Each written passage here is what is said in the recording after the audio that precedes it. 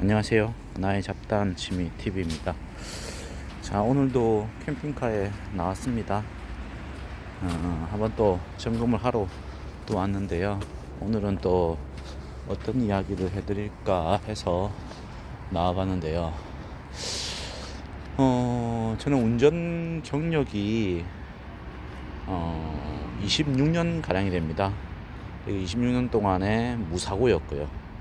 근데 캠핑카를 사고 나서 그 26년 무사고가 한 방에 날라갔습니다. 그것도 몇 번 운전하지도 않는 캠핑카인데 말이죠. 어디가 사고가 났었냐고 하면은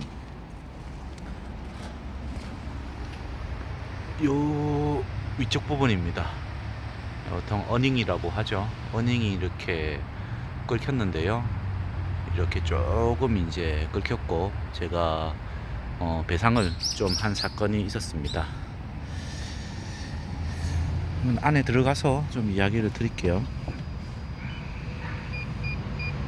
이 전자도어락은 정말 편한 것 같습니다.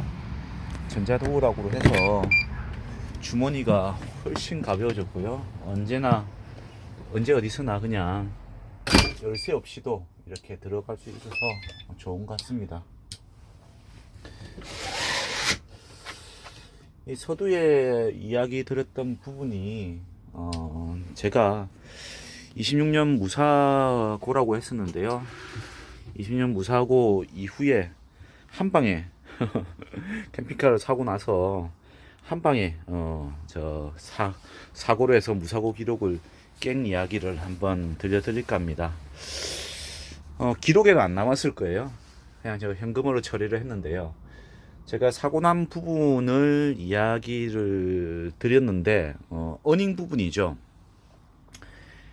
이 캠핑카의 그 앞은 봉고 3고요. 그리고 뒤쪽에 캐빈을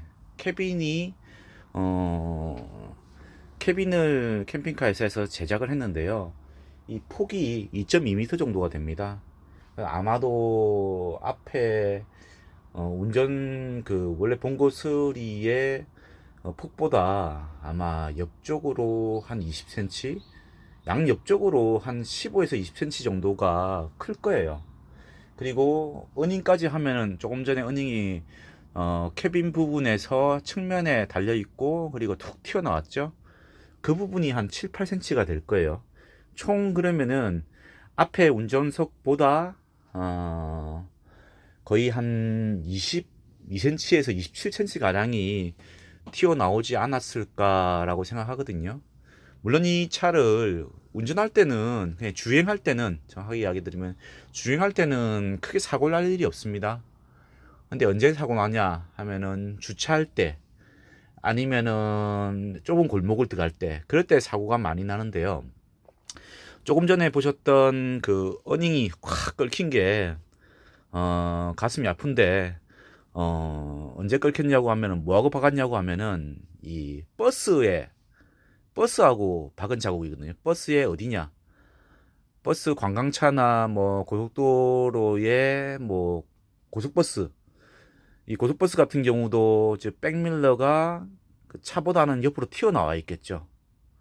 그리고 그 튀어나온 부분이 백밀러가 딱 어느 위치냐고 하면은 아까 조금 전에 보여드렸던 어닝 위치쯤 됩니다. 굉장히 높게 달려 있어요.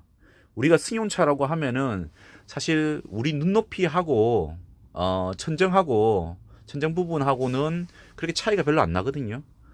그렇기 때문에 그 위에 부분을 그렇게 신경 쓸 필요가 없는데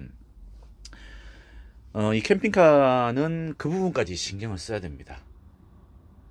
당연하게 저는 이 캐빈 부분이 통과를 하는 걸로 생각을 하고 여유를 두고 갔었죠. 근데 뭐가 쾅 하는 거예요. 쾅 하길래 내 차에서 났나? 처음에는 잘 몰랐어요.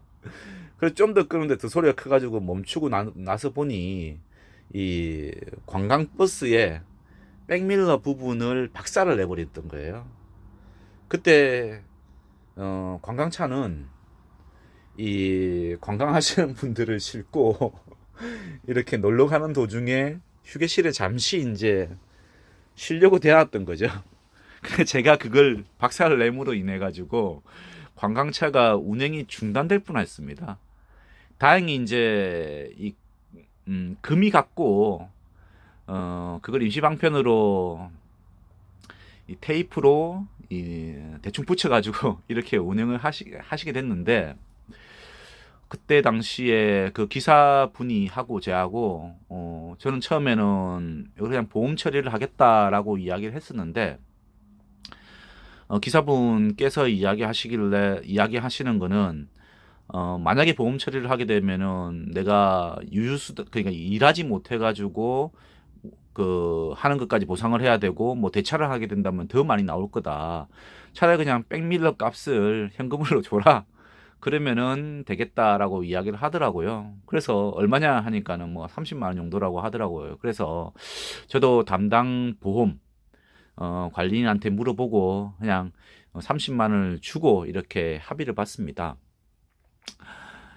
이 캠핑카를 운영하다 보면 폭이 넓은 캠핑카 같은 경우에는 그런 부분들을 굉장히 이렇게 조심을 해야 되고요. 그래서 그 사고 이후에 제 백밀러에는 보조거울이 2개가 달려 있습니다.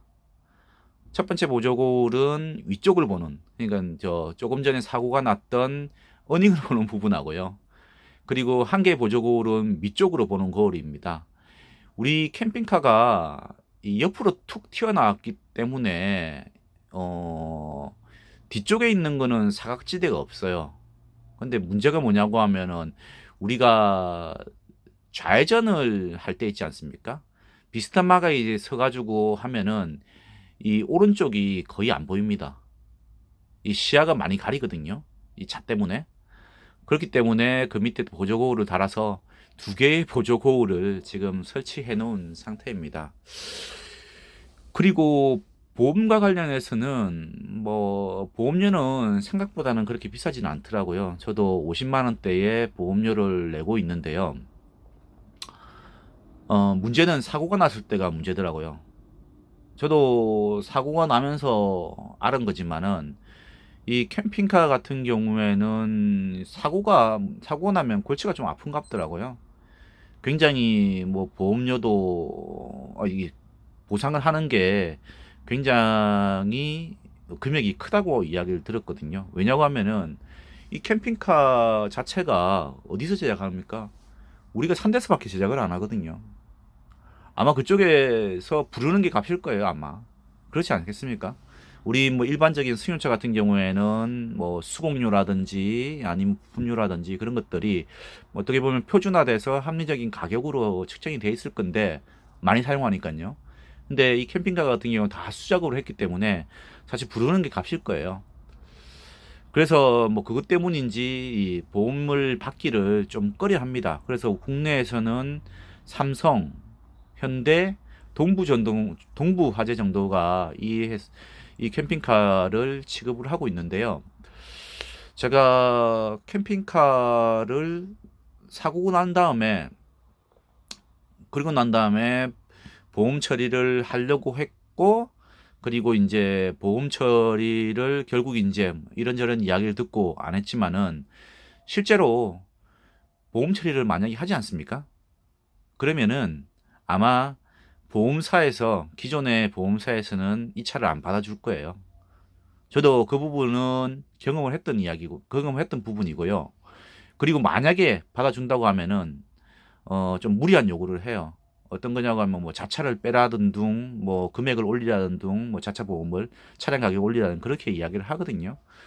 그래서 그런 부분들도 있다라는 거를 좀 감안을 하셔야 될 것 같아요. 그래서 오늘은 주행과 관련된 사고, 그리고 백밀러에 보조거울 꼭 다시라라는 이야기를 드렸습니다.